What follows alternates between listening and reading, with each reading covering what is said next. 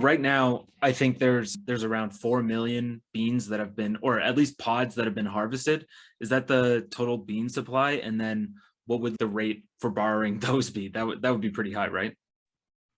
Beanstalk has a two-sided market. So pods, that term you just asked about, pods are the debt asset of Beanstalk, and pods harvesting are when pods become redeemable for one bean each. So the way that lending works in a decentralized credit market is one of the main supports underlying Beanstalk. The way it works is if anyone lends beans to Beanstalk, they get pods, and pods are harvested so they can be redeemed for one bean each on a first in, first out basis. So thus far, 4 million pods have been harvested, which means that to date, Beanstalk has paid off over $4 million of debt. Is the weather's not the borrow rate. But so, okay, so instead of asking about like the supply and the borrowing, let's just talk about beans in general. So like what I did was I put in Ethereum, and then I guess that was kind of like buying beans, which were pods. And then over time, those pods are harvesting. And so when I spent the Ethereum, it put me in the back of the line, which was, I think my first one right now is at like 11.2 million. And then my bigger ones, I guess, are at like 30 million. And then those harvest. And they harvest because people are supplying credit, which then helps bring the price above the peg. And then you can create new beans, and then the pods will start harvesting. Can we kind of talk about that system? Absolutely. So to clarify, and it's a key distinction, which is lenders, so pod holders, are not lending to Beanstalk with the expectation that they will get paid back because more people lend to Beanstalk in the future. Okay, that good. is kind of a Ponzi scheme.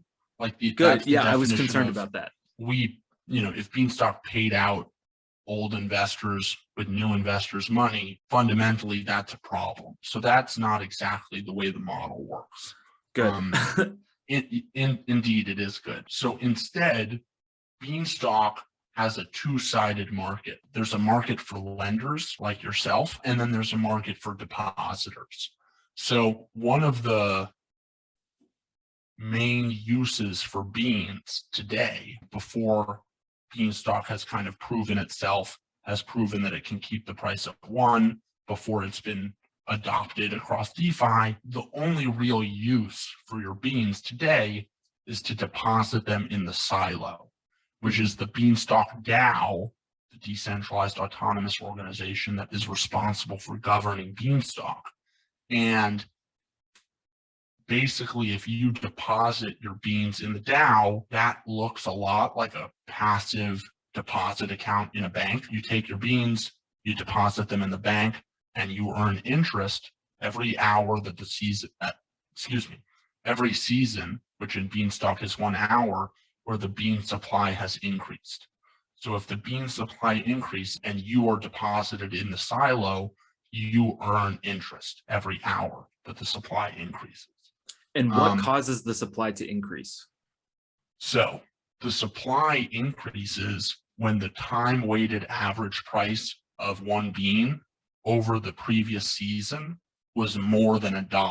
Mm-hmm. So in other words, if there was too much demand for beans such that the price was averaged above $1 for an hour, Beanstalk will increase the bean supply by the time-weighted average shortage of beans in the Bean ETH liquidity pool on Uniswap. So when we talk about decentralization, building Beanstalk in a decentralized fashion is something we were willing to take on a lot of cost to do. So one example of that is the price oracle for the bean price is not Bean USDC or Bean Tether, because that would allow the centralized operators of USDC or Tether to potentially have a kill switch where they could just say, we are no longer allowing our tokens to go to this Uniswap pool. Instead, Beanstalk derives the price for one bean by comparing the ratio of beans to Ethereum in the Bean ETH pool with USDC to Ethereum in the USDC ETH pool. And so the price is derived from a proportion. What is the rate of beans to ETH over the rate of USDC to ETH? And therefore we can come to a highly honest price on a bean without any exposure to any operator of a dollar. Wait, so how does that mitigate exposure though? Because it sounds like in that formula, USDC is still in the formula. Yeah, great question. So the mitigation comes from what can they actually do to stop Beanstalk. So a more simple version of the oracle might be, we're just going to compare the number of beans in the in the bean USDC pool, which doesn't currently exist. But if there's an equal number of beans and USDC in the pool, that means the price is one. The problem with that is that Circle at any point in time could blacklist the address of the Uniswap bean USDC pool.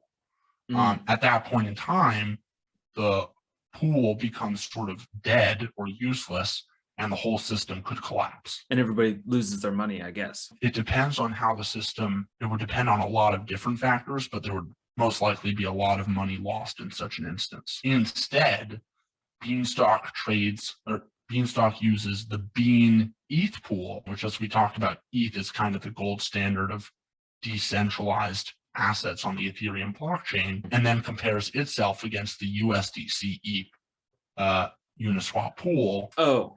And the idea being that even though USDC is in the formula, the only value it serves in the formula is indicating what is actually a dollar. These are in the liquidity pools. And then correct. So what happens, let's say if USDC like fails or something, can you put together a proposal to use another stable coin, or what happens in that scenario? The short answer is yes. The oracle has been created in a way that is incredibly modular. So in addition to moving off of Bean ETH and USDC ETH, or adding potentially another stable coin to that oracle, in theory, you could do a lot of other USD stable coins. The main problem that has to be solved from an oracle perspective is the answer to the question, what is the current price of one US dollar? Which is a non-trivial thing to answer on the blockchain without trusting someone to tell you what the price of a dollar is. And accordingly, the way Beanstalk goes about it is instead, let's take a sample price of a US dollar from somewhere that is highly, highly, highly likely to always very closely track the price of one US dollar because of the USDC arbitrage we talked about at the beginning of the podcast. And therefore, Beanstalk assumes that the price of USDC is equal to one US dollar.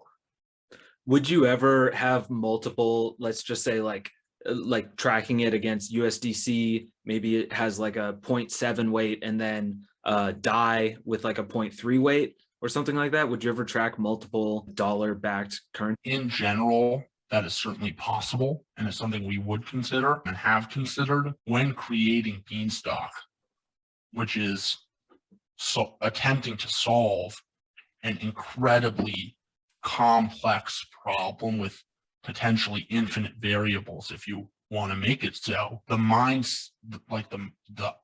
The idea behind our strategy has been to make things as simple as humanly possible. So we have tried to remove any additional complexity and only leave the complexity that is required to create a decentralized stablecoin. So with regards to, moderate modifications to, for example, the Oracle ETH DAI pool and a Bean, some sort of weighting there, as you suggested, and I'm not sure exactly what that would look like necessarily. There's a lot of flexibility, but at this point in time, that sort of complexity would probably do more harm than good. Yep. And accordingly, we like to describe Beanstalk as currently being in sort of an infant stage where it's making all sorts of crazy facial expressions and it looks alive and it's real, you feel it, you hold it, but you still need to give it some neck support. You still need to give it support where it needs support because ultimately it's not a full-fledged adult yet that can support itself.